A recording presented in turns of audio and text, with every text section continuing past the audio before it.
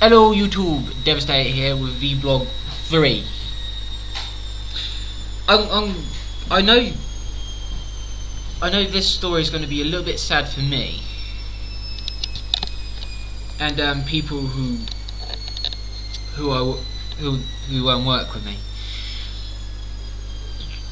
I went and saw my Uncle Brian 3 days ago on the 23rd.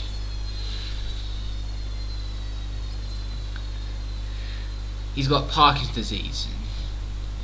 No, that doesn't sound like a weird thing where he has to park cars all the time. No, Parkinson's disease. It's a disease where it slowly cripples the body. How I know that?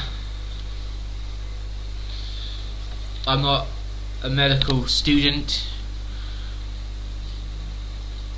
The way he's got really frail, really weak, and his body's not doing what he wants to. Like his motor functions are starting to go on him. The thing is I think he's going a little bit insane. I think he's going senile. I don't know, because I don't want to hold it against him. So, when I was there, he was talking to me, and I started to cry. I'm not ashamed of it. It's natural to cry. If you're happy or sad, or you just scored a touchdown, and you feel like doing the funky chicken while crying, I felt like having a sad cry. I'm not ashamed to admit that. I'm not ashamed. I started to cry. The only reason I started to cry is what he was saying. I can't remember it. If I did, I won't say it because it will bring me to tears again.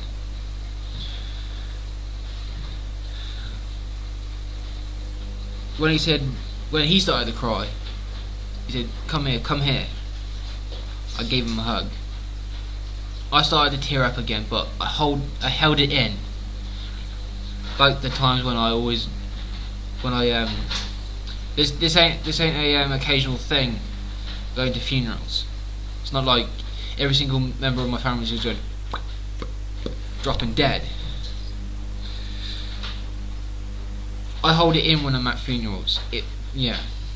When I've gone to funerals, I stand tough. Don't show any emotions. But there was a recent death in my family. Uncle Ernie. No, Granddad Ernie, not Uncle Ernie. Granddad Ernie.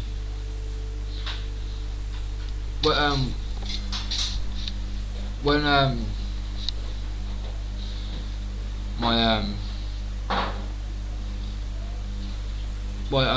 Uncle John's sister put down a picture of what her daughter did, I started to cry then. Not about that, about my Uncle Brian. My uncle Brian started to cry. I came to give him a hug. And move on, Jonathan, because this is a touchy subject for me, please. I gave him a hug. I started to cry. Then I stopped it. He fell asleep.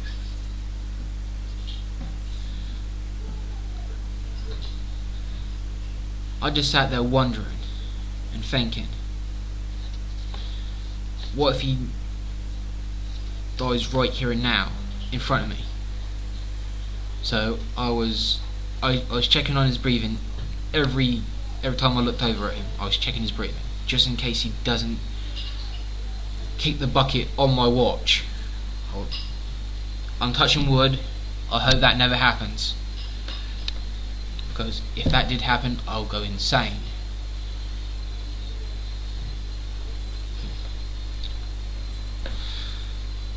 So the person who dropped me off rang the doorbell. I got up, answered it, I let him in.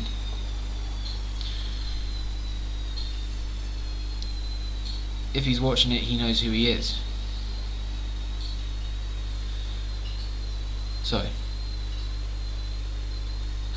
we left him a note saying I've left, because he was asleep at the time. I'm gonna leave it there. I hope you enjoyed this sad note. If you did enjoy it so much, you're watching it over and over again, you're a sicko. Like watching pathetic stories. I hope you enjoyed this sad part of my life, but it is. Devastated saying goodbye.